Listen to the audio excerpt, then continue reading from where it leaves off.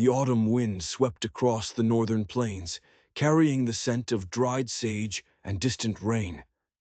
Takakota crouched beside his small fire as the sun bled crimson across the western horizon, feeding twigs into flames that barely held back the evening chill.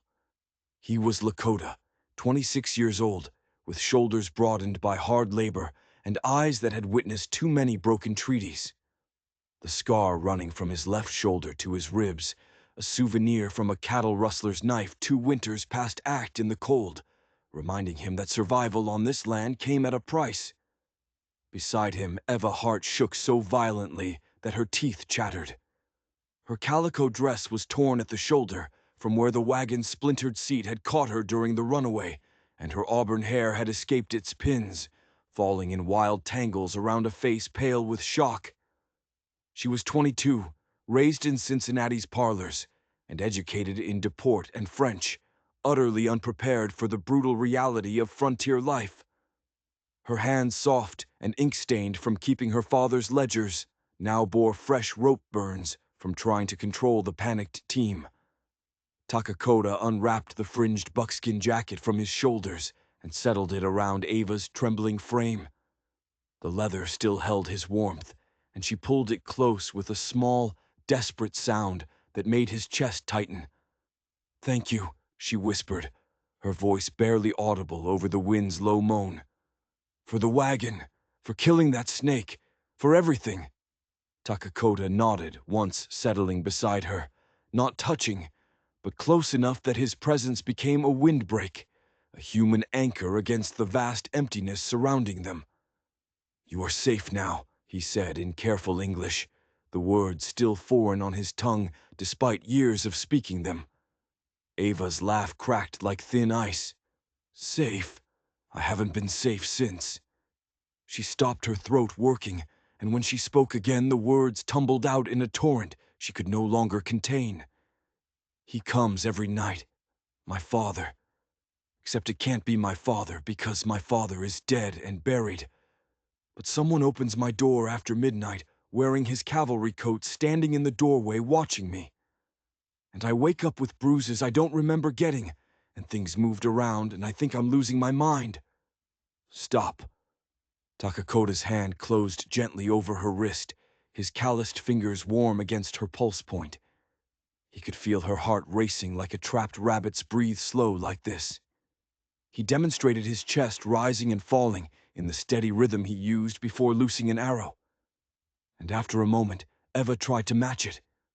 "Your father," Takakota said quietly. "Colonel Benjamin Hart. He died 4 months ago, horsefall near the cottonwoods." Eva confirmed, her voice steadier now, but hollow. "Broke his neck. Dr. Hayes said it was instant. But now something comes every night, and he wears my father's coat and smells like coal oil, and the door latches always filed smooth in the morning, and I don't know what's real anymore." Takakota studied her face in the firelight, noting the dark circles under her eyes, and the way her gaze kept drifting toward the darkening prairie, as if expecting something to emerge from the grass.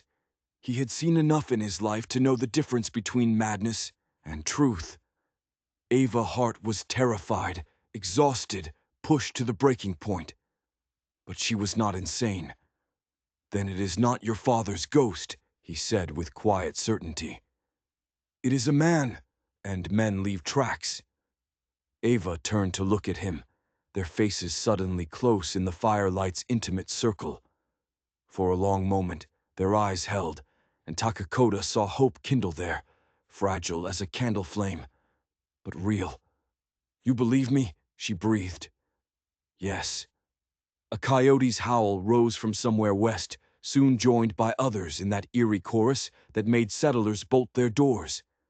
Eva flinched, and Takakota shifted closer, his arm coming around her ribs.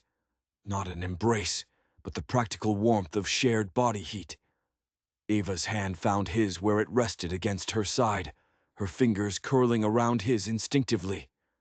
"Why are you helping me?" she asked. "You don't know me. You don't owe me anything." "Your father kept his promise," Takakota said simply. He shared Heartspring with my uncle's band. He honored the water agreement when other settlers would not. That means something.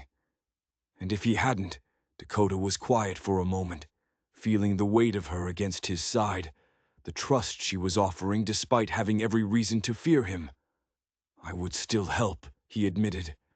Because you asked, and because walking away would make me less than the man my uncle raised me to be. The fire crackled, sending sparks spiraling into the darkening sky. Around them, the prairie settled into its nighttime rhythms. The rustle of small creatures in the grass, the distant hoot of an owl, the endless whisper of wind through dried stems. And as the first stars appeared overhead, two strangers huddled together for warmth, their breathing gradually synchronizing in the ancient pattern of survival, finding in each other an unexpected sanctuary against the darkness closing in. Tomorrow they would return to Eva's homestead and search for evidence. Tomorrow they would begin unraveling the mystery of who was terrorizing her and why. But tonight, with coyotes singing and the temperature dropping toward frost, they had only this small fire in each other. And somehow, impossibly, that felt like enough. The northern plains in the autumn of 1878 were caught between worlds. Telegraph poles marched across the horizon like skeletal sentinels, their copper wires humming with messages that traveled faster than horses. Barbed wire had begun appearing on the open range, transforming boundless grassland into parcels that could be owned, defended, and fought over. The great buffalo herds were gone, reduced to scattered remnants, and the Lakota bands that had followed them for generations now moved in smaller groups, clinging to the shrinking territories the treaties endlessly revised and broken still nominally granted them. Heart Springs sat at the intersection of all these tensions. It bubbled up from limestone bedrock at the base of a low ridge, fed by an underground river that never failed even in the worst droughts. The water was cold and sweet, pooling in a natural basin before spilling down into a creek that wandered east toward the Little Missouri. For generations, uncounted Lakota bands had camped there in summer, watering their ponies and trading with trappers who ventured this far west. When Colonel Benjamin Hart had claimed the surrounding quarter section under the Homestead Act 6 years ago, building a cabin and barn and bringing his daughter west after his wife died of consumption in Ohio, he had done something remarkable. He had honored the Lakota's use of the spring.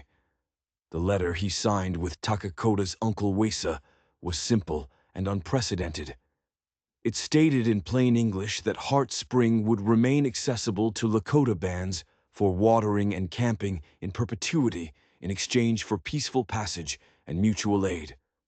Dr. Ephraim Hayes, the circuit physician who traveled between Bluebird Crossing and Devil's Gate, had witnessed both signatures and kept a copy in his files. Colonel Hart had kept his word until the day he died. Now Ava stood to inherit not just the land, but the weight of that promise, and she had no idea how to carry it.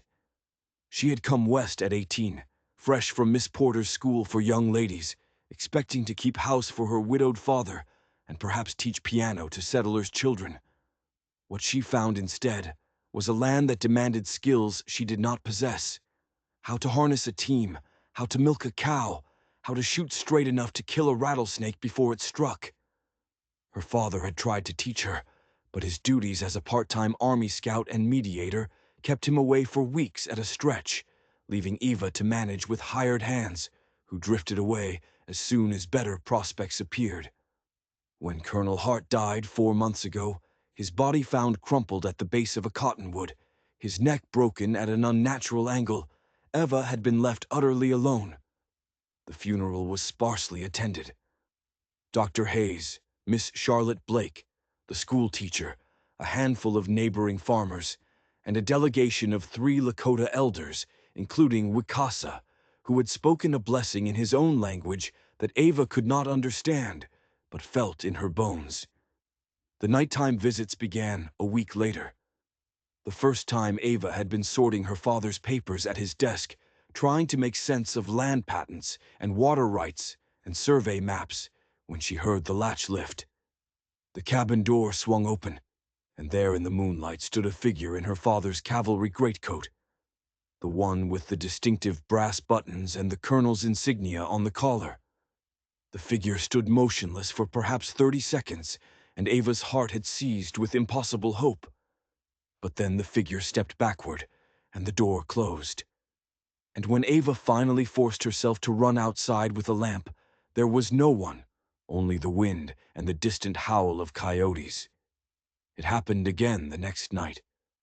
And the next, always the same, the latch lifting the door, opening the silent figure in the great coat. Sometimes Ava pretended to sleep, watching through slitted eyes as the figure moved through the cabin, touching her father's papers, opening the trunk where he kept his military records. Once she woke to find a bruise on her forearm, dark purple and thumb-shaped, as if someone had gripped her while she slept. The memory of that discovery made her stomach churn even now. She told no one at first, afraid they would think her grief-mad. But the lack of sleep began to show the dark circles, the trembling hands as the way she jumped at shadows. And yesterday, desperate for supplies, she had hitched the wagon herself and started the journey to Bluebird Crossing, only to have the brake fail on a down slope and the team bolt when a rattlesnake struck at them from the tall grass. Takakota had been riding the ridge above Heart Spring, checking on the water flow, as he did every few weeks, per his uncle's request, when he saw the runaway wagon careening toward a ravine. He had kicked his paint horse into a gallop, racing to intercept, and at the last possible moment leapt from his saddle to grab the lead horse's bridle. His boots had dug furrows in the earth as he hauled back with every ounce of strength he possessed, shoulders screaming and muscles burning, until finally the wagon shuddered to a halt, 10 ft from the edge. Then he had killed the rattlesnake with a single arrow through its skull, helped Eva down from the seat with shaking hands, and listened as her story spilled out in a torrent of fear and exhaustion. Now, as dawn broke cold and gray over the prairie, they rode double on Takakota's paint horse toward the Hart homestead. Ava sat in front, her back against Takakota's chest, his arms bracketing her as he held the res. The position was practical, nothing more. They had only one horse between them, but Ava found herself acutely aware of every point of contact. And the solid warmth of him behind her, the steady rise and fall of his breathing, the way his forearms brushed her sides when he adjusted the reins. "Tell me about the spring," Takakota said, quietly as they rode, "about your father's work there." Ava gathered her thoughts, grateful for the distraction from her spiraling fears. He was surveying the water flow, keeping records of usage. He believed that if homesteaders and Lakota bands could see documented proof that there was enough water for everyone, there would be less conflict. He kept ledgers, careful notes about seasonal flow rates, how many head of cattle each rancher watered when your uncle's band camped, and for how long. "A fair accounting," Takakota said approvingly. "He believed in fairness," Ava replied, her voice catching slightly. "He said the spring was older than any of our claims to it, and that water rights should be earned through stewardship, not seized through force." "Wise words," Takakota said, "but not words that men like Silas Malloy would want to hear." Eva stiffened. "You know about Malaloy." "Everyone knows about Malaloy," Takakota replied. "He runs 3,000 head of cattle on the northern range. He has been pushing to expand his grazing land for years, buying out small homesteaders, pressuring others to leave. My uncle says Malaloy views the prairie as his personal empire. He's been trying to buy Heart Springs since before my father died." Ava said he offered $500 the first time, then 1,000, then 2,000. "Each time my father refused, Malloy's offers got more aggressive. The last time he brought Sheriff Rohr with him and implied that it would be unfortunate if something happened to our property while we were unprotected. Takakota's arms tightened slightly around her, a protective instinct he seemed unaware of. And your father did not back down. Never. He said Heartspring was held in trust, not owned. That breaking his word to your uncle would dishonor everything he believed in. Ava's voice grew thick. I think that's why they killed him.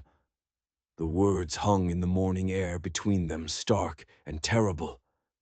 Takakota did not contradict her or offer false comfort. Instead, he said quietly, "Then we will prove it, and we will make sure they answer for what they have done." The homestead appeared as the sun climbed higher, its light thin and pale.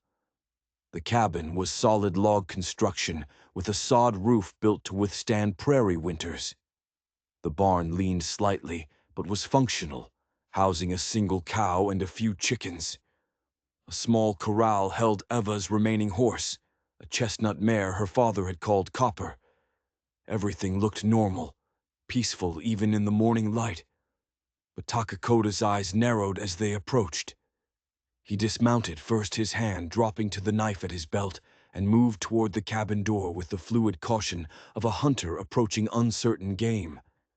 Eva slid down from the horse and followed, her heart hammering against her ribs. The door was closed and the latch in place, but when Takakota crouched to examine the threshold, his expression went hard. "Look," he said, pointing boot prints clear in the dust that had settled overnight. Military-style boots with a distinctive split in the iron heel where the metal had been poorly repaired. The prints led from the barn to the cabin and back again, pressed deep into the earth, a heavy man moving with purpose. There were at least a dozen prints layered over each other, indicating multiple visits. Takakota followed the tracks to the barn, and Ava trailed behind her, breath coming short. Inside, the dim interior smelled of hay and animal warmth, but underlying it was something else. A sharp chemical smell that made Eva's nose wrinkle and her eyes water slightly. "Coal oil," Takakota said, kneeling beside a dark stain on the dirt floor.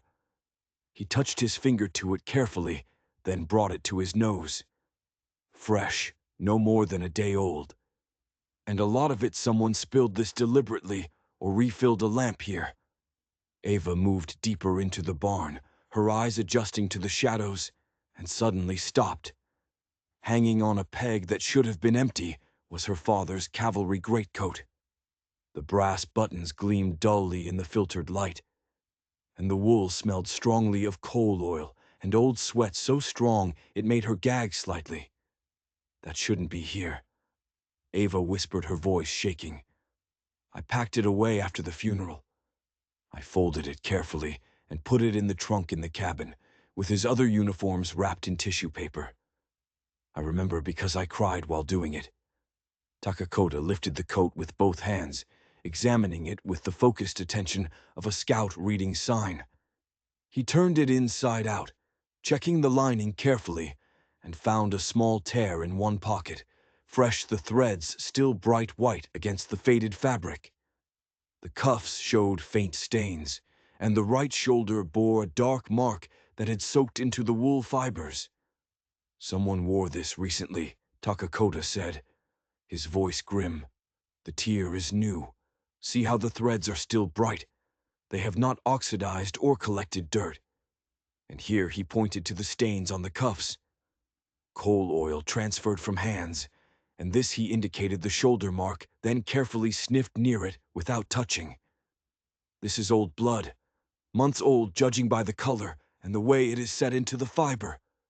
Ava's hand flew to her mouth, her face draining of color. "My father was wearing that coat the day he died. I remember because he always wore it. When he rode the property, he said it made him feel official, like he was still serving." Takakota's jaw tightened.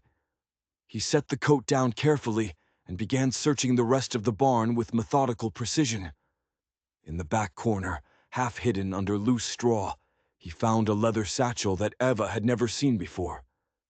Inside were items that made her blood run cold: a tin of lamp oil matches, a small file worn smooth from use, and most damning papers. Ava snatched up the papers with trembling hands. The top document was a deed freshly prepared with official seals and flowing script. It transferred ownership of Heartspring and the surrounding quarter section from Eva Hart to Silas Malloy, dated just 3 days ago. The signature at the bottom read, Eva Hart, in a flowing hand. "I never signed this," Eva said, her voice rising with panic and anger. "I've never even seen this document before. Look at the signature. The capital E is all wrong. I always make my E with a distinctive loop, and this one is too simple, too straight. And the H in Hart, it's supposed to have a flourish. My father taught me something he learned in the army. This is a forgery." Lakota took the document and held it up to the light streaming through the barn slats. "The ink is cheap," he observed. "See how it is spotted and blotted in places. This is not good quality ink. And the paper." He rubbed it between his fingers. "This is new paper, but it has been artificially aged. See the brown stains at the edges? Someone tried to make it look older than it is." "Why?" Ava demanded. "Why go to all this trouble?" "To force you off the land," Lakota said quietly. "The nighttime visits, they were meant to terrify you, to make you think you were losing your mind, so that when you finally fled, no one would question it. And this forged deed would give Malaloy legal cover to claim the spring." Before Ava could respond, a sound from outside made them both freeze: the jingle of harness, the creak of saddle leather, and the low murmur of multiple voices. Lakota moved to the barn door with the silence of a hunting cat and peered through a crack between the boards. Ava saw his jaw tighten, saw the muscles in his shoulders coil with tension. "Riders," he said softly. "Many of them, at least 8 men, maybe more. One wears a sheriff's star." Ava joined him at the crack, her heart hammering, and felt her stomach drop. Sheriff Cyrus Rohr sat his horse in the yard, a tall man with a drooping mustache and eyes like chipped flint. He was flanked by 7 deputies, all armed with rifles, all wearing expressions of grim purpose. Behind them, on a black stallion that probably cost more than most homesteaders earned in 5 years, sat Silas Malloy himself, a portly man in expensive clothes, his graying hair slicked back with pomade, his hands glittering with gold rings that caught the morning sun. Rohr held up a paper and read in a voice that carried clearly across the yard. "Ava Hart, by order of the territorial authorities, you are commanded to vacate this property immediately. Legal ownership has been duly transferred to Mr. Silas Malloy through proper deed registration. Furthermore, a warrant has been issued for the arrest of the Lakota, known as Lakota, on charges of horse theft, kidnapping of a white woman, and assault with intent to cause grievous harm. Both of you are to surrender yourselves immediately or face the consequences of armed resistance against lawful authority." Ava's blood turned to ice. "That's insane," she breathed. "You saved my life. You haven't stolen anything or hurt anyone." "Truth does not matter to men like Rohr," Lakota said quietly, his eyes never leaving the crack in the barn wall. "Only power matters, and right now he has it." His hand found Eva's in the shadows, squeezing once a message of solidarity, of shared danger, of determination. "We must leave now. If they take us prisoner, we will never get the chance to prove the truth." "But where can we go?" Ava asked desperately. "They'll hunt us. They control the law. Then we find someone who values truth more than power," Lakota replied. He pulled her away from the door toward the barn's back exit, a small door that opened onto the creek bed behind the structure. "Dr. Hayes, he witnessed your father's agreement with my uncle. He knows the law, and he is an honest man. They gathered what they could carry, the forged deed, some of the papers from the satchel, and Eva insisted on taking her father's coat, despite Takakota's protest that it would slow them down. It's evidence," she said firmly, "and it's all I have left of him." They slipped out the barn's back door just as they heard boots hitting the ground. In the front yard, heard Roar's voice raised in anger as he called out for them again. Takakota's paint horse was tethered in the cottonwoods near the creek, and they reached it in a desperate sprint, running low through the tall grass that provided scant cover. Behind them, a shout went up. There by the creek stopped them. A gunshot cracked through the morning air, startlingly loud, and the bullet splintered a cottonwood branch inches from Eva's head, sending bark fragments flying. She gasped, but didn't stop running. Takakota reached the horse. First, vaulted into the saddle with the fluid grace of someone who had been riding since childhood, and hauled Eva up behind him in one smooth motion. His arm came around her waist, pulling her tight against his back as he kicked the horse into a gallop. More gunshots followed them, a ragged volley that spoke of poor marksmanship but terrifying intent. Eva clung to Dakota's waist, her face pressed against his back, feeling the hammer of his heart through the buckskin shirt, matching the frantic rhythm of her own. The horse stretched out beneath them, hooves pounding the earth in a drumbeat of desperate flight. They galloped east toward Bluebird Crossing, taking a circuitous route through gullies and creek beds where pursuit would be difficult. Takakota knew this land had hunted across. It had mapped it in his mind through years of following game trails and water sources. He used every fold of terrain to their advantage, putting distance between themselves and Roar's posse. Only when they had covered nearly 5 miles and the sound of pursuit had faded behind them did Takakota finally slow the paint horse to a walk. Both of them were breathing hard, and Eva realized that she was shaking, not just from fear, but from the adrenaline flooding her system and the sudden violence of being shot at, hunted like an animal. "Are you hurt?" Dakota asked, his voice rough with exertion. "No," Eva managed. "You I know." He guided the horse into a stand of cottonwoods beside a creek where they could rest in concealment while the horse recovered its breath. Takakota dismounted and helped Eva down his hands, steadying her when her legs proved unsteady. For a moment they stood close, his hands on her arms, both of them still breathing hard. "Thank you," Eva whispered, "for getting us out, for believing me, for you do not need to thank me." Dakota interrupted gently. His dark eyes searched her face with an intensity that made her breath catch. "We are in this together now. Your fight is my fight." "Why?" Eva asked, the question bursting out of her. "You could leave. You could ride back to your uncle's band and be safe. Why risk your life for a settler woman you barely know?"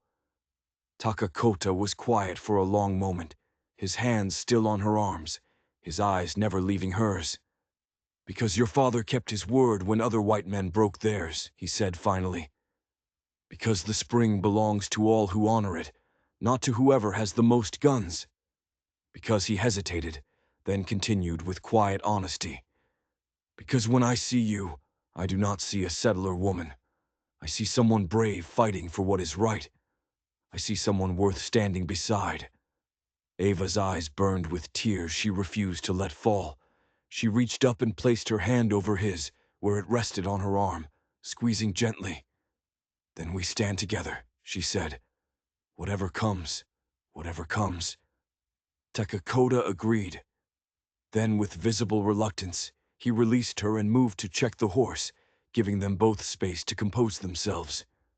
Ava sank down on a fallen log, her mind racing. They had evidence of forgery, but they were now fugitives. Roar controlled the law in this county. Malloy had money and influence.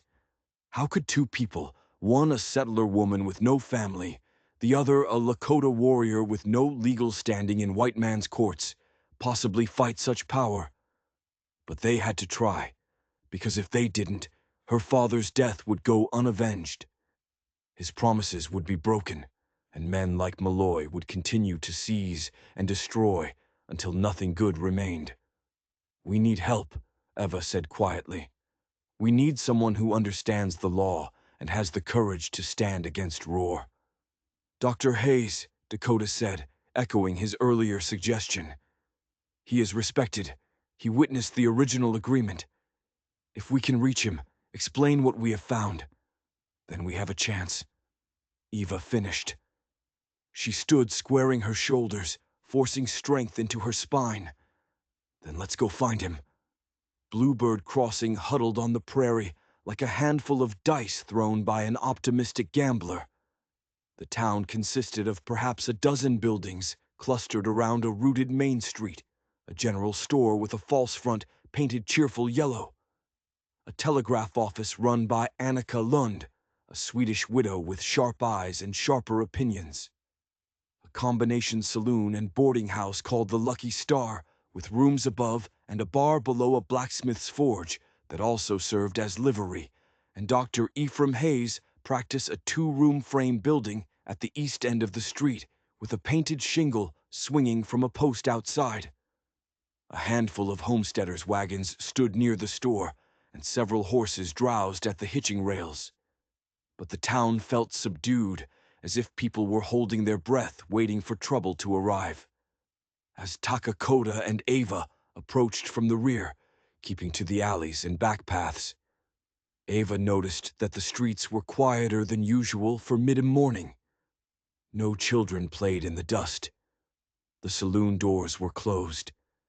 Even the chickens that usually scratched in every yard seemed to have been penned up. Something is wrong, Takakota murmured, reading the same signs. The town is afraid. They tethered the paint horse in a thicket behind the doctor's practice and approached the back door on foot. Takakota moved first, his hand on his knife, checking for watchers before signaling Eva to follow. She gathered her skirts and ran the last few yards, heart hammering, and pressed herself against the wall beside the door, while Takakota knocked 3 times in quick succession. For a long moment, there was no answer, and Ava's heart sank. But then the door swung open, and Dr. Ephraim Hayes stood there looking 10 years older than when Ava had last seen him at her father's funeral.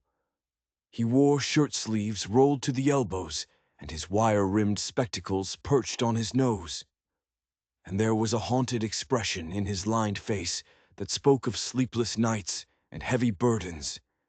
His eyes widened when he saw Ava, then fixed on Takakota with a mixture of recognition and weariness. Ava, good Lord, child. What?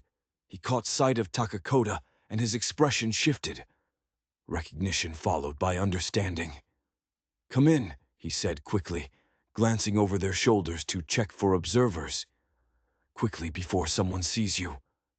They stumbled into the practice's back room, which smelled of carbolic acid and dried herbs and the faint metallic tang of blood.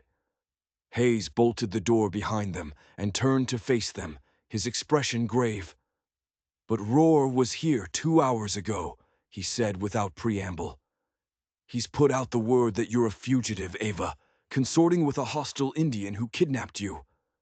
There's a warrant for Dakota's arrest on charges of horse theft, kidnapping, and assault. And Roar's made it clear to everyone in town that anyone who helps you will be charged as an accessory. It's all lies, Eva said, her voice shaking with anger. Takakota saved my life, and someone has been terrorizing me for months, pretending to be my father's ghost, and we found evidence. Slow down, Dr. Hayes interrupted, raising a hand. Start from the beginning. Tell me everything. So they did. Ava spoke rapidly, her words tumbling over each other as she described the nighttime intruder, the filed latch, the bruises, the feeling of going slowly mad from fear and sleep deprivation. Takakota filled in details with Tour's factual observations about the boot prints, the coat in the barn, the coal oil stains.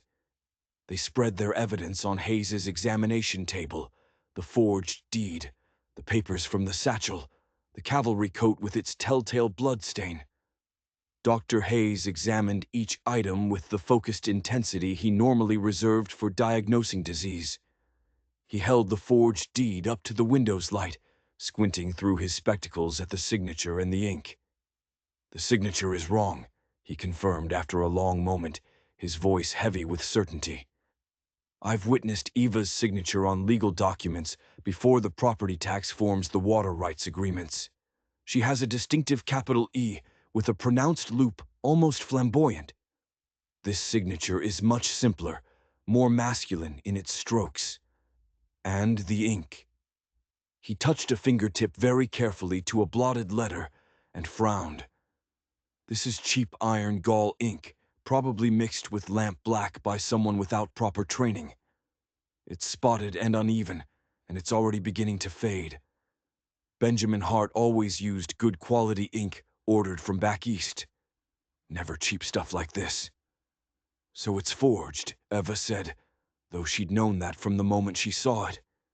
Hearing Dr. Hayes confirm it made it real, made it evidence. Unquestionably, Dr. Hayes said he set the deed down and picked up the cavalry coat, examining it with the same careful attention. When he reached the blood stain on the shoulder, his expression darkened. He brought the coat closer to the lamp on his desk and peered at the stain intently. "This blood is old, at least 4 months, judging by the oxidation and the way it set into the fiber, and the location right shoulder, about where a man's head would rest if he were lying down or collapsed." He stopped abruptly, his face going pale. He set the coat down with trembling hands and moved to his desk, unlocking a drawer with a key from his vest pocket. From the drawer, he extracted a thin notebook bound in brown leather, its pages worn from frequent handling. "What is that?" Eva asked. "My private medical notes," Dr. Hayes said, his voice barely above a whisper. "Not the official reports I file with the county. Those go through Rohr's office, and I have to write what he allows me to write. These are my personal observations, my real diagnoses, the things I see but cannot always say." His hands shook slightly as he opened the notebook to a page marked with a black ribbon. "From the day I examined your father's body." Eva took the notebook with hands that had started trembling. Takakota moved to stand beside her, reading over her shoulder, and together they read Dr. Hayes's cramped, precise handwriting. "September 15th, 1878. Examined body of Colonel Benjamin Hart at request of Sheriff Cyrus Rohr. Body found at base of cottonwood tree, approximately 200 YD from Hart Spring. Official cause of death per ROR, broken neck from fall-off horse during early morning ride. However, I note the following medical inconsistencies that trouble me greatly. Contusion on posterior skull, approximately 2 in above the occipital bone, roughly circular, approximately 1.5 in diameter. Pattern is consistent with blow from cylindrical blunt object, axandal walking stick tool handle, rather than impact with irregular ground surface or tree route. Edges of contusion are sharply defined, suggesting single forceful blow rather than multiple impacts from tumbling. 2 neck fracture is at C2 vertebra, clean and sharp transverse break. However, angle of fracture is inconsistent with natural fall. Appears to have been caused by sudden violent twisting force applied while subject was already unconscious or severely impaired, possibly to ensure death after initial blow failed to kill immediately. 3 found near body uncorked laudanum bottle bearing my own practice label. Nearly empty, only residue remaining. Colonel Hart was not known to use L-Dynam recreationally. In fact, he specifically refused it 2 years ago when I offered it for severe back pain, saying he preferred to keep his wits clear. Presence of bottle highly suspicious. 4 small wood splinters embedded in scalp wound, which I carefully removed and preserved. Wood appears to be hickory based on grain pattern and color. Splinters are fresh, not weathered, suggesting recent contact with implement. 5. Lividity patterns suggest body was moved after death. Blood pooling indicates he died lying on left side, but body was found on back. Medical conclusion: All evidence points to homicide staged to appear as accidental death. Victim was likely drugged with L-dinum, possibly mixed with alcohol, to mask bitter taste struck from behind, with hickory implement, then neck broken to ensure death. Body subsequently positioned to simulate fall from horse.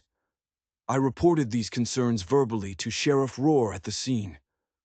Rohr became extremely agitated and told me in no uncertain terms that I was seeing things that aren't there, and that if I valued my medical license and my position in this community, I would file a standard accident report and stop making trouble. He specifically threatened to have me investigated for medical malpractice and fraud if I pursued the matter, noting that he had friends in the Territorial Medical Board. I'm ashamed to say I complied with his demands out of fear. I'm an old man with no family, no protection, and I depend on my practice to survive. But I kept these notes because I knew that Benjamin Hart was murdered. And I hoped that someday someone would have the courage to bring his killers to justice. The wood splinters are preserved in a sealed vial labeled and dated stored in my locked cabinet. If the murder weapon is ever found, these splinters can be matched to it definitively. May God forgive me for my cowardice. E. Hayes, M.D. Eva's hands trembled so violently she nearly dropped the notebook. Tears streamed down her face, tears of grief, rage, and vindication. "You knew," she whispered. "All this time, you knew my father was murdered, and you said nothing. I had suspicions, not proof that would stand up in court." Dr. Hayes said, his voice tight with shame and self-loathing. "And Rohr made it absolutely clear that if I caused trouble, I wouldn't just lose my license. I'd have an accident just like your father, maybe a fall from my horse, maybe a heart attack in my sleep." Rohr didn't say it explicitly, but the threat was unmistakable. He removed his spectacles and rubbed his eyes wearily. "I'm an old man, Ava. I was afraid. I chose my own survival over justice for your father, and I've lived with that shame every day since." Ava wanted to be angry with him, wanted to rage at his cowardice, but she couldn't. She understood fear. She'd lived with it every night for 4 months. "You're telling us now," she said finally. "That takes courage." "Better late than never," Dr. Hayes said bitterly. He crossed to his locked medicine cabinet and withdrew a small glass vial containing tiny wood fragments. "These are the splinters I removed from your father's skull wound. If we can find the weapon that killed him and match these splinters to it, we'll have scientific proof of murder that even a corrupt court can't ignore." "Where would Rohr keep such a weapon?" Takakota asked, speaking for the first time since they'd entered. His voice was quiet but intense. His dark eyes fixed on the vial, as if it held the key to everything. "His office, possibly," Dr. Hayes said. "Or his home. Or he destroyed it. That's what I've always assumed. A smart murderer would burn a wooden implement or throw it in a river." But he hesitated, then continued slowly. "But men like Rohr are arrogant, and sometimes they keep trophies or evidence they can use as leverage. If Malaloy ordered the killing, Rohr might have kept the weapon as insurance against Malaloy betraying him." "A devil's bargain," Ava said, remembering the phrase from her father's books on military strategy. "Exactly," Dr. Hayes confirmed. "If Rohr has evidence that implicates Malaloy, and Malaloy knows it, then neither man dares move against the other. It's a devil's bargain, but it might mean the weapon still exists." Takakota's expression was thoughtful. "Rohr's office in town, is it guarded?" "Not usually during the day when Rohr is out on patrol," Dr. Hayes said. "But after this morning, after you two became fugitives, he'll have doubled security. He'll be expecting you to try something." "Then we must be unexpected," Takakota said simply. Before they could discuss specifics, a sharp knock on the front door made them all freeze. Dr. Hayes moved swiftly to the window and peered through the gap in the curtains, then returned with his face even paler than before. "Rohr," he said tersely. And 4 deputies. They're going to search the building. Eva's heart plummeted. They'd come so far, learned so much, and now they were trapped like animals in a snare. Dakota's eyes swept the room with the focused intensity of a warrior assessing terrain. He spotted the trap door in the corner, half hidden under a faded rag rug that had seen better days. Without a word, he kicked the rug aside and hauled the trap door open, revealing a ladder descending into darkness. Root cellar, Dr. Hayes confirmed. For storing medicines that need cold temperatures. Go now. I'll stall them. Ava grabbed the notebook and the vial of wood splinters, tucking them into her bodice where they'd be safe. Lakota gathered the forged deed, and the coat then descended the ladder quickly. Ava followed, and the trap door closed above them, with a soft thump, plunging them into musty darkness. The cellar was cramped and damp, smelling of earth and mold and the sharp medicinal odor of preserved compounds. Ava could see nothing at first, but gradually her eyes adjusted to the faint light that filtered through cracks between the floorboards overhead. She could make out Takakota's form beside her, pressed close in the confined space, and she felt his hand find hers in the darkness, squeezing once in silent solidarity. Above them, heavy boots stomped across the floorboards. The front door crashed open with a violence that spoke of barely controlled rage. "Doc, we need to search your place." Roar's voice, harsh and aggressive, carrying clearly through the thin floorboards. "Official business. You have a warrant." Dr. Hayes's voice was remarkably calm, professionally neutral. "Don't need one for a fugitive pursuit. That Indian kidnapped Eva Hart, and she's consorting with him, probably under duress, probably not in her right mind. For her own safety, we need to find her. Eva Hart is a sensible, educated woman with a strong will of her own," Dr. Hayes replied evenly. "If she's with someone, I doubt very much. It's under duress." "You calling me a liar, Doc?" Roar's voice dropped to a dangerous purr. "I'm saying I haven't seen her, which is the truth. Now, do you have actual business with me, or are you here to disrupt my practice?" Footsteps moved through the building, systematic and thorough. Doors slammed open. Ava heard glass breaking.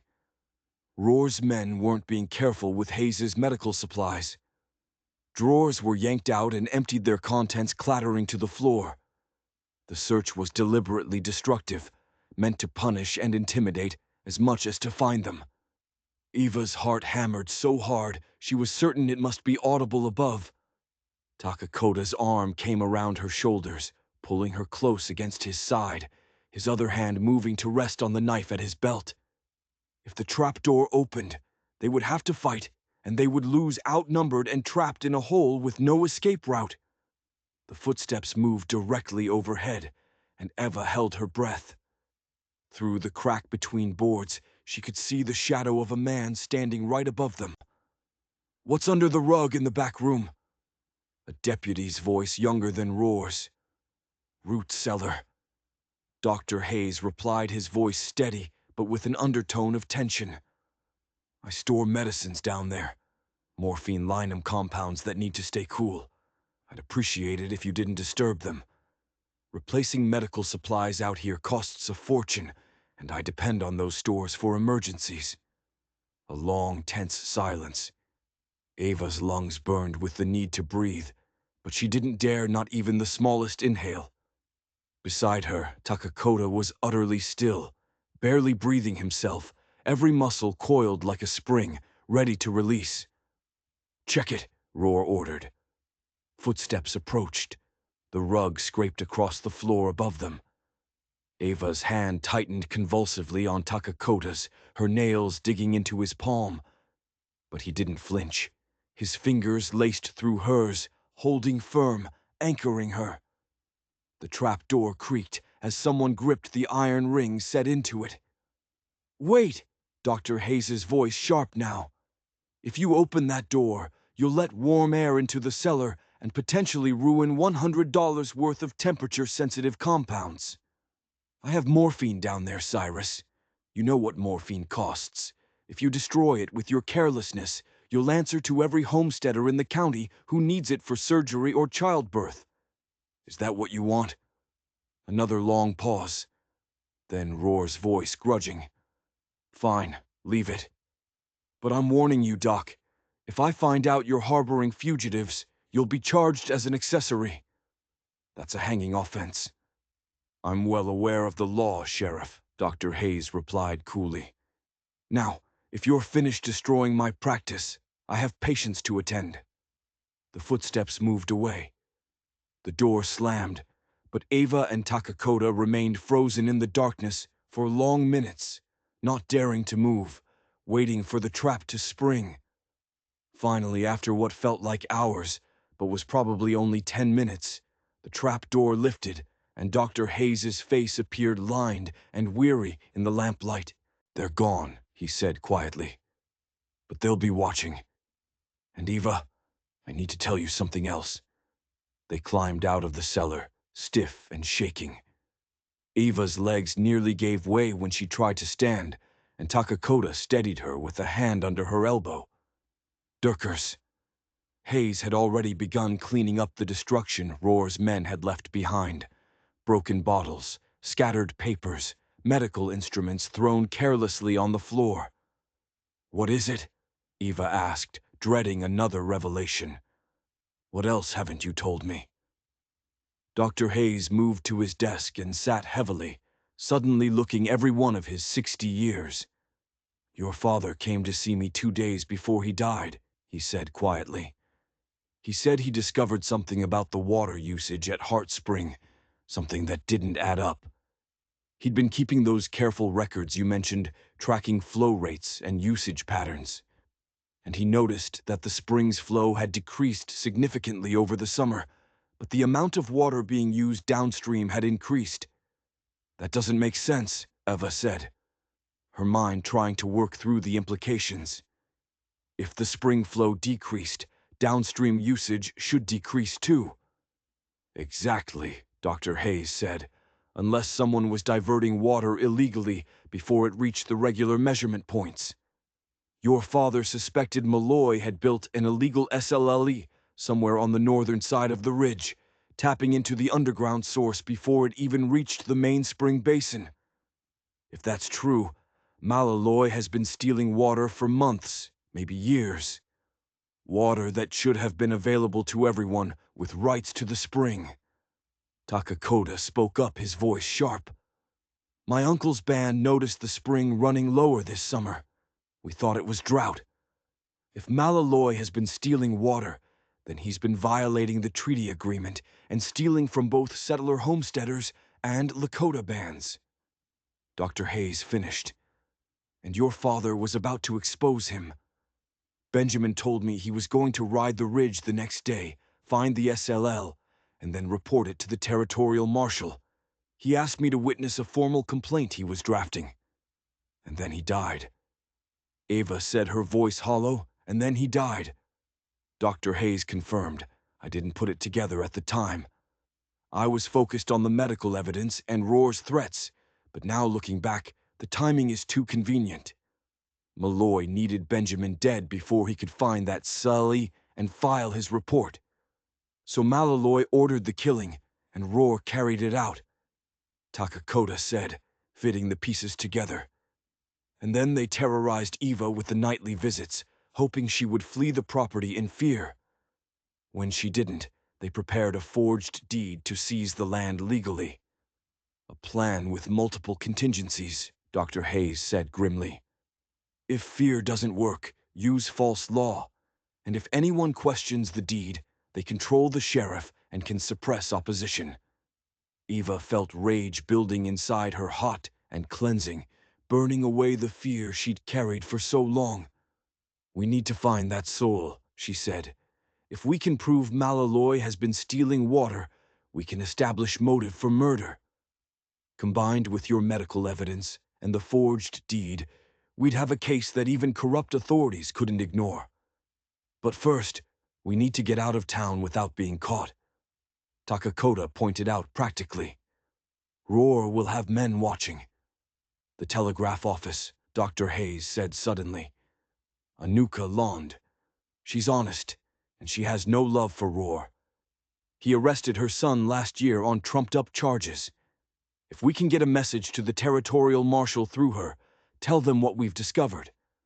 Then we force the authorities to investigate before Malloy can cover his tracks. Eva finished. Yes, but how do we reach Annika without being seen? Takakota moved to the window and studied the street with a scout's attention to detail. The telegraph office is 3 buildings down on the opposite side of the street. The back entrance faces the alley where our horse is tethered. If we go now while the street is quiet, too risky in daylight. Dr. Hayes interrupted. Wait until after dark. In the meantime, I'll spread word quietly to people I trust. Walter Finch, Charlotte Blake, that you need help. Build support before you make your move. It was sound advice, but waiting felt like torture. Eva spent the afternoon helping Dr. Hayes reorganize his practice, while Takakota kept watch, and every minute dragged like an hour. She cleaned broken glass and reshelved medicines and tried not to think about what would happen if they failed. If Roar caught them before they could send their message. As afternoon faded toward evening, Dr. Hayes prepared food, simple fare bread and cheese, and dried apples. But Eva was so hungry she barely tasted it. Takakota ate sparingly, his attention divided between the food and the street outside, always watching, always alert. Tell me about your uncle, Eva said quietly. Partly to distract herself from the waiting, partly because she genuinely wanted to know about the agreement he made with my father. Takakota's expression softened slightly. Wikasa is a wise man, he said. He was young when the treaties were signed, when our people were promised land and hunting rights that would last forever. He watched those promises broken again and again. So when your father approached him 6 years ago and offered to share the spring, Wasa was suspicious. He thought it was another trick, another false promise. But my father convinced him, Eva prompted. Your father spoke plainly, Takakota said. He said, I cannot control what other white men do, but I can control what I do.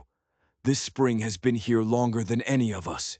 It does not belong to me or to you. It belongs to itself. But we both depend on it, so we should share it fairly. Wikasa respected that honesty, so they made the agreement, and your father kept his word. Every summer when my uncle's band came to the spring, your father would welcome them. He learned some of our language. He taught me some English. We us. He paused, choosing words carefully. We trusted him. Trust is rare between our peoples. And now I'm trying to honor that trust, Eva said. But I feel like I'm failing, like I'm not strong enough, not smart enough.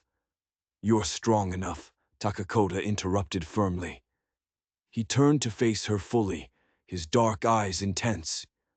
You have faced terror every night for months, and you did not break.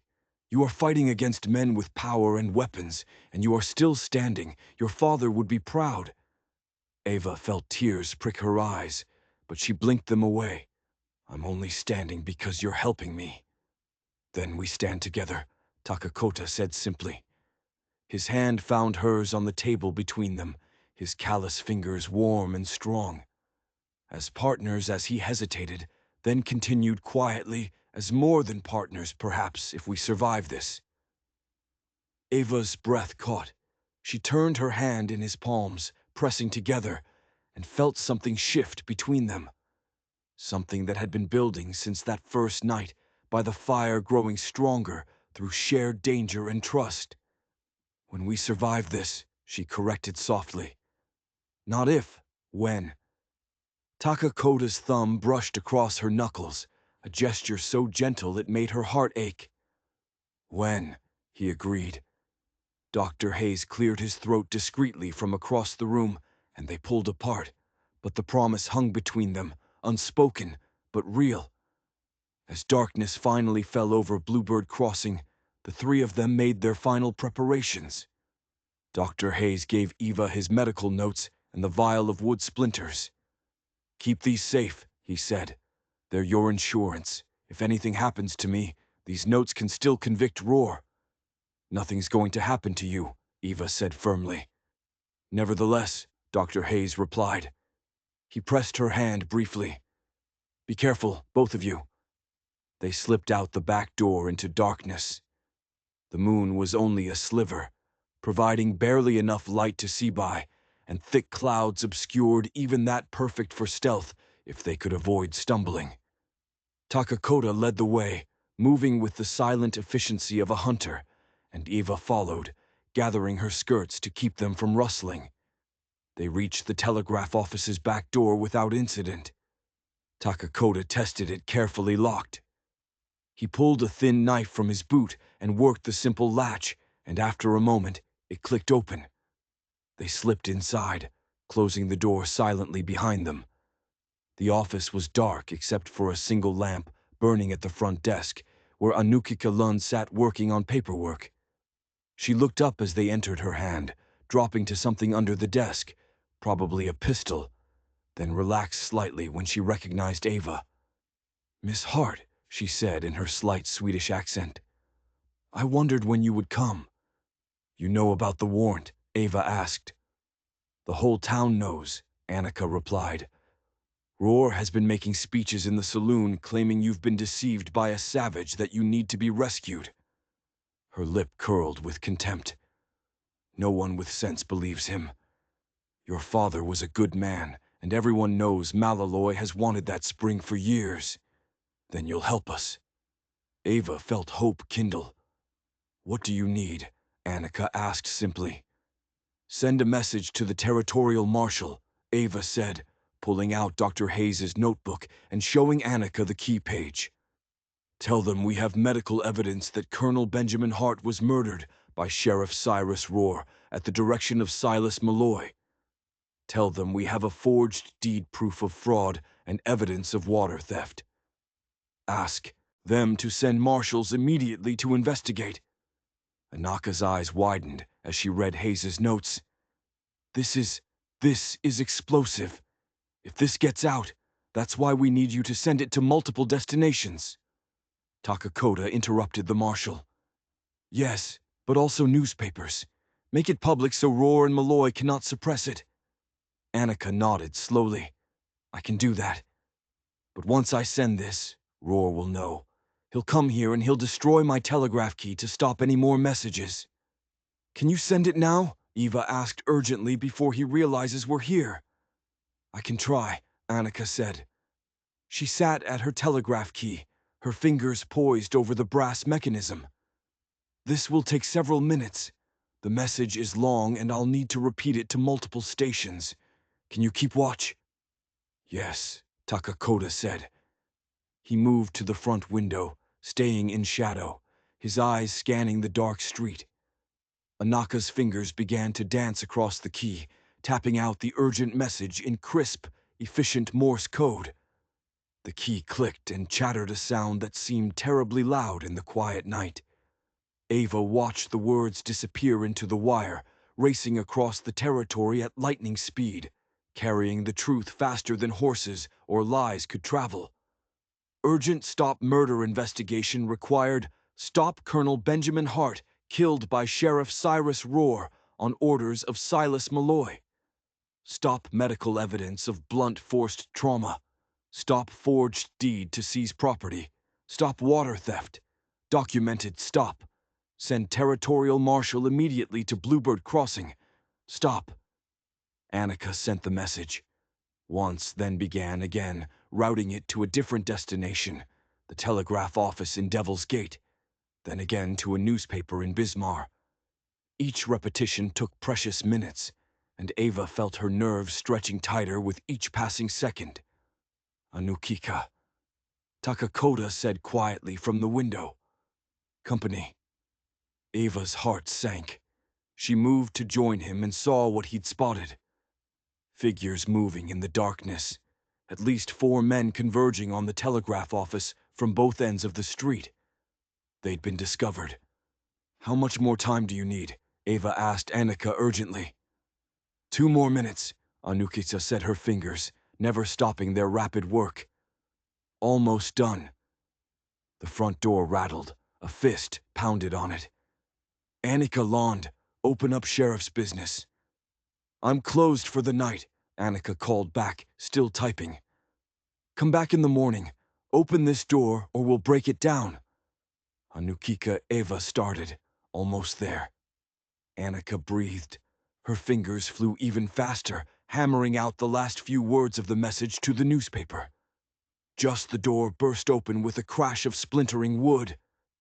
2 deputies charged in, guns drawn, and behind them came Sheriff Cyrus Roar, his face twisted with rage. Step away from that key. Roar roared. Anukika's hand stabbed down on the key one last time, sending the final confirmation. Message sent, she said calmly. All of it. To 3 different destinations. The truth is out now, Sheriff, and there's nothing you can do to stop it. Roar's face went purple. He lunged forward and brought his revolver down hard on the telegraph key, smashing it into fragments of brass and broken wood. Sparks flew, and the sudden silence when the clicking stopped was deafening. You're under arrest, Roar snarled at Annika. Aiding fugitives, transmitting false information, treason against lawful authority. Treason. Annika laughed a sharp, defiant sound. I transmitted the truth, and you can't arrest the truth. Sheriff Roar backhanded her across the face, and Annika's head snapped to the side. Ava cried out in protest, but Dakota grabbed her arm, holding her back. They were outnumbered and outgunned. Any move now would be suicide. Grab them, Roar ordered his deputies, jerking his chin toward Eva and Takakota. All 3 go to jail, and someone ride to Malaloy's ranch, tell him we have a problem. The deputies advanced, and Takakota's hand went to his knife. Ava saw him calculating odds, saw the moment he decided to fight rather than be taken. And then Dr. Hayes's voice rang out from the doorway behind the deputies. Stop right there, Cyrus. Everyone turned. Dr. Hayes stood in the doorway, and he wasn't alone. Behind him were Walter Finch and his 2 grown sons, all carrying rifles. Charlotte Blake was there too, holding a Spencer rifle with the competence of someone who knew exactly how to use it. And others towns, people Eva recognized, farmers and shopkeepers and ordinary citizens who had apparently decided they'd had enough of Roar's corruption. This has gone far enough. Walter Finch said, his voice carrying the authority of a man who'd worked this land for 30 years and commanded respect. We've all heard the stories. We know Malloy's been pressuring people to sell. No, Roar's been looking the other way when Malloy's men caused trouble. Now we hear there's evidence of murder, and we're done pretending we don't see what's happening. You're interfering with a lawful arrest. Roar blustered, but his voice lacked its earlier certainty. You're making an unlawful arrest, Dr. Hayes countered, and we're exercising our rights as citizens to demand accountability. Ava Hart and her companion will be taken into protective custody by this vigilance committee until the territorial marshal arrives to investigate. You, Sheriff, will wait here and answer questions when the marshal comes. And if I refuse, Roar's hand tightened on his revolver, then we'll see how many of your deputies want to start a shooting war with half the town, Walter said grimly. Your choice, Cyrus. For a long moment, tension crackled in the air like lightning before a storm. Roar's deputies exchanged uncertain glances, clearly unwilling to fire on neighbors and friends. Slowly, reluctantly, they lowered their weapons. This isn't over. Roar snarled, but he holstered his revolver and stepped back. Walter nodded to Ava and Takakota. Come with us. You'll be safe until the marshal arrives. They fled the telegraph office, surrounded by their unexpected protectors, and Ava felt tears of relief and gratitude streaming down her face. They weren't alone anymore. The truth was out and people were willing to stand for it. But as they reached the relative safety of Walter Finch's farm outside town, Charlotte Blake pulled Ava aside. "The telegraph message was sent," she said quietly. "But it will take 3 days, maybe 4, for the territorial marshal to reach us from Bismarck, and Malloy has 40 men at his ranch. If he decides to act before the marshal arrives, then we need to be ready to defend ourselves." Ava finished. "Where would he strike Heartspring?" Takakota said, joining them. He'd been thinking along the same lines. "If we control the spring, we control the evidence, the illegal sul, the site of the murder. Malloy will try to destroy anything that ties him to the killing. Then we go there first." Ava said, "Tonight, we secure the site and we wait." "That's suicide," Charlotte protested. "Malloy has an army and we have the truth," Ava replied, "and people willing to fight for it." "How many?" Walter Finch considered. "I can muster maybe 15 men willing to stand, maybe 20 if we include everyone who's fed up with Malloy. But against 40 trained ranch hands, numbers are not everything," Takakota said quietly. "We have terrain, we have preparation, and they will be attacking, not defending. Defenders always have advantage if they use it wisely." Eva looked around at the faces gathered in Walter's kitchen. Ordinary people, farmers and shopkeepers, and townspeople. None of them soldiers or gunfighters, but all of them determined to stand against injustice. Her father would have been proud. "Then we make our stand at Heartspring," she said, "and we hold until the marshal arrives." "Together," Takakota added his hand, finding hers in the lamplight. "Together," Eva agreed. And as they began preparing for the battle to come, Eva felt something she hadn't felt in months. Not just hope, but certainty. They would win this because the truth was worth fighting for. And they had found the courage to stand for it. They reached Hart just after midnight. A group of 23 souls armed with whatever they could carry. Rifles, shotguns, revolvers, even a few hunting bows. Walter Finch had brought his 2 sons, both strapping young men in their 20s. Charlotte Blake insisted on coming despite Eva's protests. Dr. Hayes came too, bringing his medical bag and a grim determination to see this through. Joseph, a half Lakota tracker who had worked with Colonel Hart years ago, appeared out of the darkness, leading 3 more Lakota warriors, cousins of Takakota, who had heard of the trouble and come to honor the old agreement. The spring site itself offered natural defensive advantages. The basin sat at the base of a low ridge, surrounded by cottonwoods and willows that provided cover. The stone cache Eva's father had built years ago for ammunition storage became their command post 8F'd across, with thick walls that would stop bullets positioned to give clear sight lines of anyone approaching the spring. "They will come at dawn." Takakota predicted surveying the terrain with a warrior's eye. "Malloy will want to strike before word spreads further, before more people join us. Then we have a few hours to prepare." Walter said, "We need to make every advantage count." They worked through the night by moonlight, preparing defenses with the materials at hand. Joseph showed them how to create false positions, hats on sticks, coats stuffed with grass to look like sentries to make their numbers appear larger. Takakota and his cousins set traps in the approach's deadfalls that would crash down on unwary riders. Tripwires stretched across the cottonwood grove. Charlotte Blake, who had taught school on the frontier for 12 years and survived more than one Indian raid on her building, supervised the distribution of ammunition and weapons, making sure everyone knew their firing positions and fields of responsibility. Ava worked alongside them all, her exhaustion forgotten in the urgency of preparation.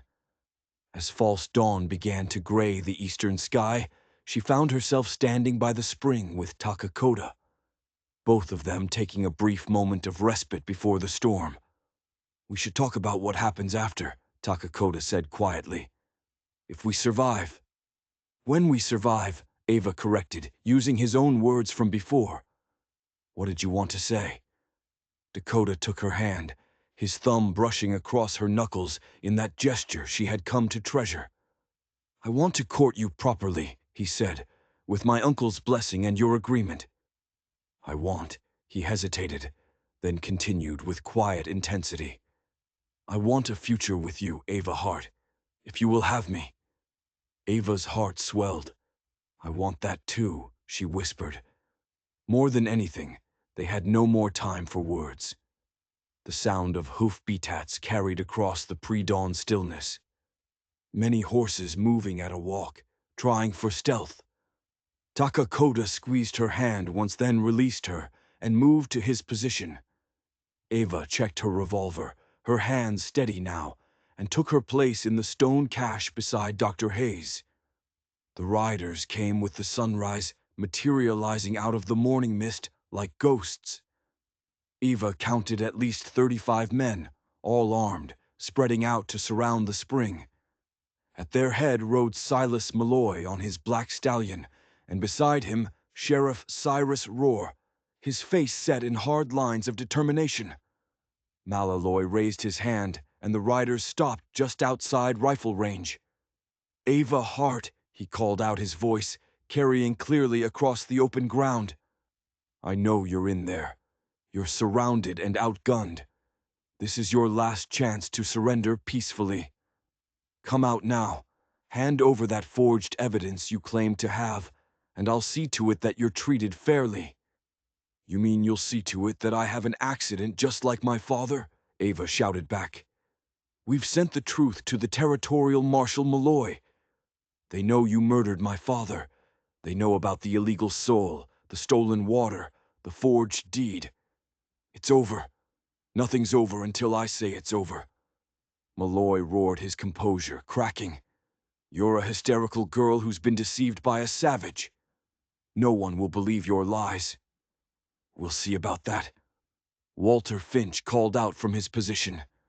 The truth is coming, Malloy. In 3 days the Marshal will be here. Can you kill all of us before then? Can you kill the whole territory? There was a long, tense silence. Then Malloy made a sharp gesture, and his men began to advance, walking their horses forward in a loose skirmish line. Rifles raised.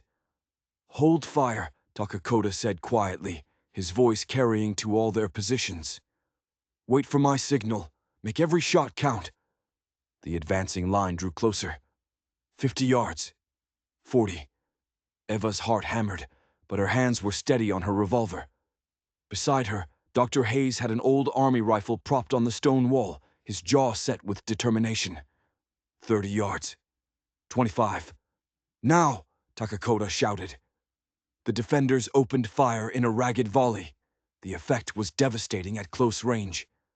3 of Malloy's men went down immediately, 1 dead and 2 wounded. Horses screamed and reared. The advancing line broke in confusion as riders sought cover. Malloy's men returned fire, a thunder of gunshots that hammered the stone walls and sent bullets whining through the trees. But the defenders had chosen their positions well, using natural cover, and the hasty return fire was poorly aimed. Reload, Walter called out. Pick your targets. Don't waste ammunition. The battle settled into a grim pattern. Surges and retreats, gunfire, and reload, the acrid smell of powder smoke hanging heavy in the still morning air. Malloy's men tried to flank them twice, working through the cottonwood grove, but Dakota's traps caught them. A deadfall crushed one man's leg. Tripwires sent others sprawling, and the Lakota warriors' arrows struck silently from unexpected angles. As the sun climbed higher, Ava realized they were actually holding Malloy's numerical advantage was being negated by their prepared positions and superior knowledge of the terrain, but their ammunition wouldn't last forever. She counted her remaining bullets, 6 rounds in the revolver, no more. Then the dynamics changed. One of Malloy's men, bolder or more desperate than the rest, made a dash for the barn carrying a torch. He reached it and flung the torch onto the roof before anyone could stop him. Within minutes, flames were licking up the dry wood and old thatch. "They're trying to smoke us out," Charlotte shouted. "Or destroy evidence," Dr. Hayes said grimly. "If they burn everything, they can claim whatever story they want." "We need to stop them," Ava said desperately. But before anyone could move, a new sound cut through the chaos hoofbeats from the north, and voices raised in challenge. Ava's heart leapt as she saw figures cresting the ridge. Lakota warriors, at least 15 of them, led by an older man with long gray braids. Takakota's uncle, Wikasa, had arrived with reinforcements. The warriors charged down the slope with ululating war cries, not firing their weapons, but making their presence known in a way that could not be ignored. They weren't attacking Malaloy's men directly, but their arrival changed the situation completely. Suddenly, this wasn't just a dispute over a homestead. It was a potential treaty violation, an incident that could bring federal troops and investigators. Malloy's men began to waver, looking to their employer for direction.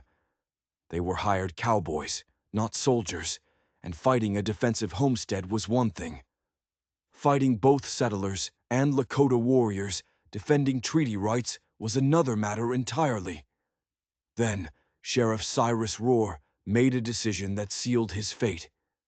Seeing his plan collapsing, seeing the witnesses multiplying, he spurred his horse directly toward the stone cache where Eva and Dr. After Hayes were positioned, his revolver raised. "If I'm going down, you're coming with me," he roared.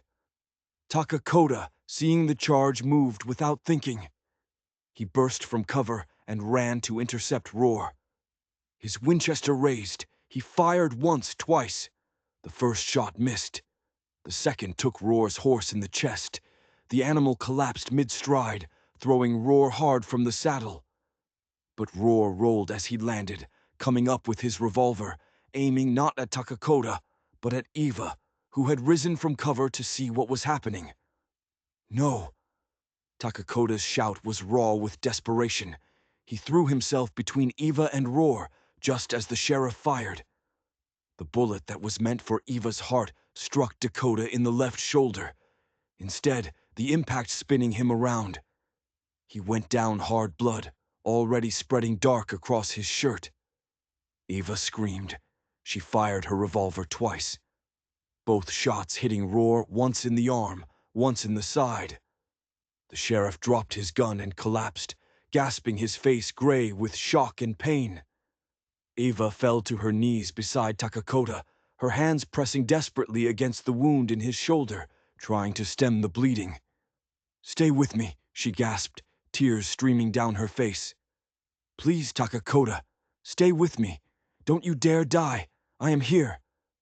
Takakota managed his voice, strained but conscious. "I am not leaving you." Dr. Hayes was there in seconds, his medical bag already open. He examined the wound with swift, practiced movements. "Bullet went clean through," he announced. "Missed the bone in the major vessels. He'll live, but he needs proper care immediately." Around them, the battle was ending. Malaloy, seeing Rohr down in the situation hopeless, tried to flee. He wheeled his black stallion and spurred toward the open prairie.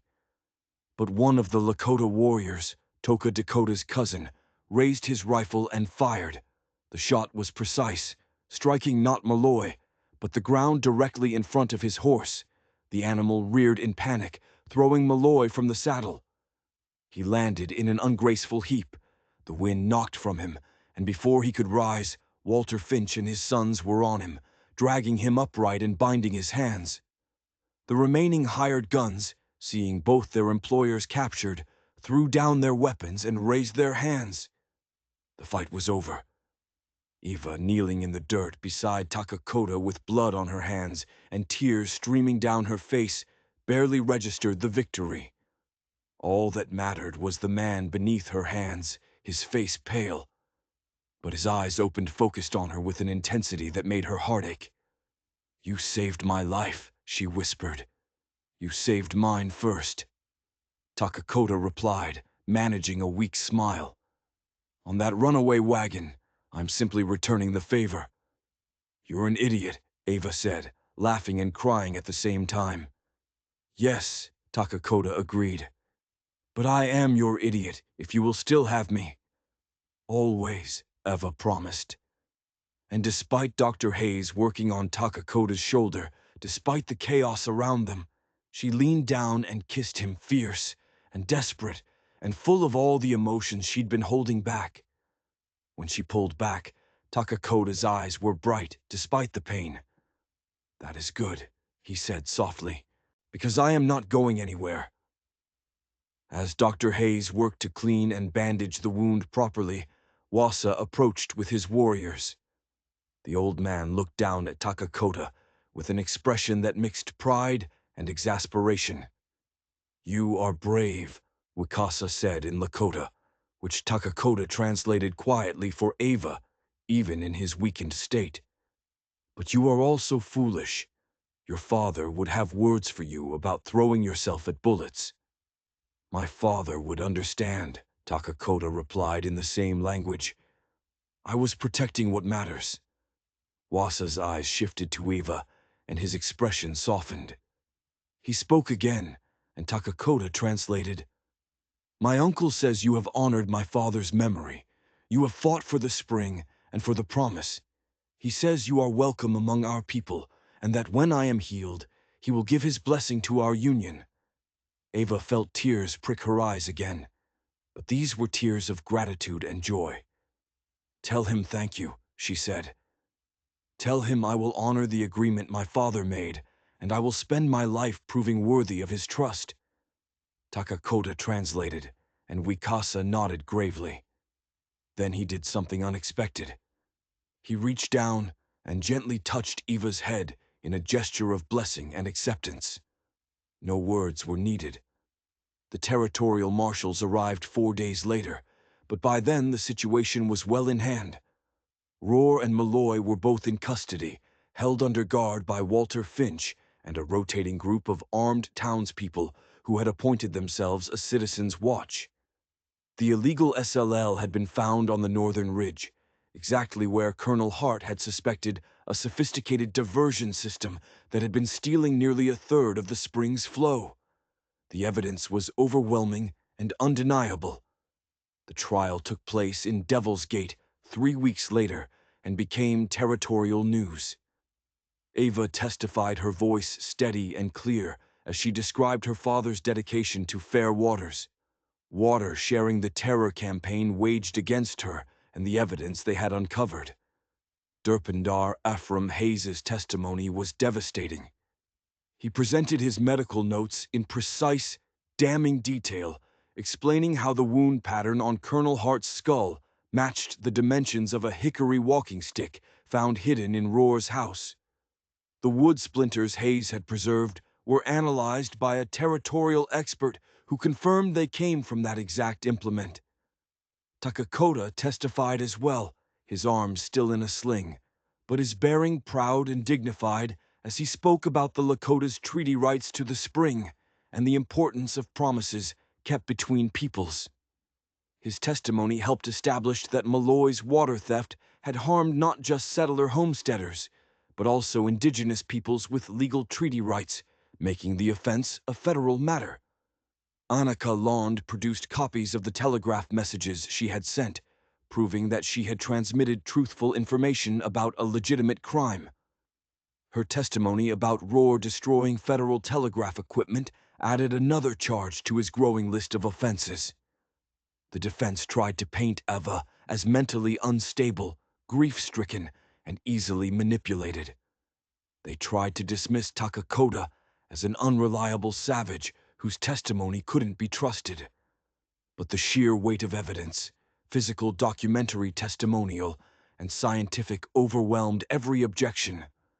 The jury, composed of homesteaders and townspeople who knew what frontier justice really meant, deliberated for less than 2 hours. Cyrus Roar was sentenced to hang for the murder of Colonel Benjamin Hart. The sentence was carried out on a cold December morning, and Ava did not attend, as she had no desire to watch a man die, even a man who had killed her father. Justice had been served. That was enough. Silas Malloy, who had cooperated with authorities and testified against Roar in hopes of leniency, received 25 years in the territorial prison. His ranch and assets were seized to pay restitution to those he had defrauded. Heart Spring was officially recognized as shared property under the original agreement. The territorial court issued a formal order confirming Eva Hart as primary steward with full Lakota access guaranteed in perpetuity. A fair use roster was established for neighboring homesteaders overseen by a 3-person committee. Walter Finch representing the settler community, Wicasa representing the Lakota bands, and Dr. Ephraim Hayes as neutral mediator. It was an imperfect system, but it was fair, and it honored Colonel Hart's vision. Through it all, Eva and Takakota remained inseparable. As Takakota healed through the autumn weeks, Eva changed his bandages daily, her touch gentle and sure, and they would sit by the rebuilt cabin the barn had been lost to fire. But neighbors helped raise a new one, talking about the future they would build together. One evening in early November, with the first hard frost silvering the prairie grass and the first geese flying south in long V formations across a sunset sky, Takakota asked Eva to walk with him to the spring. The water reflected the brilliant oranges and reds of the sky, turning the basin into a pool of liquid fire, and Takakota took both her hands in his. "Eva Hart," he said, his voice formal, but his eyes warm with emotion. "You have become the most important person in my world. You are brave and strong and wise, and I want to spend every day of my life beside you, sharing this land, protecting this water, honoring the promises our fathers made, and making new promises of our own. Will you marry me?" Eva didn't hesitate. She threw her arms around him and kissed him soundly, which made Takakota laugh, a sound she treasured more than any words. "Yes," she said, when they finally broke apart, both of them breathless. "Yes, 1,000 times." "Yes." Takakota slipped a ring onto her finger, simple silver hammered smooth by a Lakota craftsman, engraved with symbols of water and grass intertwined. Eva looked at it and felt tears of joy prick her eyes. "It's perfect," she whispered. "You are perfect," Takakota replied, and kissed her again. The wedding took place the following spring, when the prairie was green and wildflowers carpeted the ground in waves of blue and yellow and red. It was officiated by a circuit preacher who didn't blink at the mixed nature of the congregation. Settlers and Lakota farmers and warriors all gathered to witness the union. Dr. Hayes gave Eva away, his eyes suspiciously bright. Charlotte Blake and Martha Finch stood as Eva's attendants, both of them beaming with pride. Wasa and Tokala stood with Takakota, and Wicasa spoke a blessing in Lakota that brought tears to many eyes, even among those who didn't understand the words. The celebration afterward lasted 3 days, a joyous blend of settler and Lakota traditions. There was fiddle music and drums dancing and storytelling, roasted venison and beef corn and squash prepared in both traditional Lakota style and settler recipes. Children of both peoples played together by the spring, splashing in the water and laughing with the unself-conscious joy of the innocent. As the sun set on their wedding day, Eva and Takakota stood together at Heart Spring, and their hands clasped their futures intertwined. Around them, the prairie stretched endlessly in all directions, marked now not by division, but by the fragile growing connections between peoples choosing cooperation over conflict. "What do you think our children will make of this world?" Eva asked softly, one hand resting on her belly where she suspected, though it was too early to be certain, that new life was already beginning.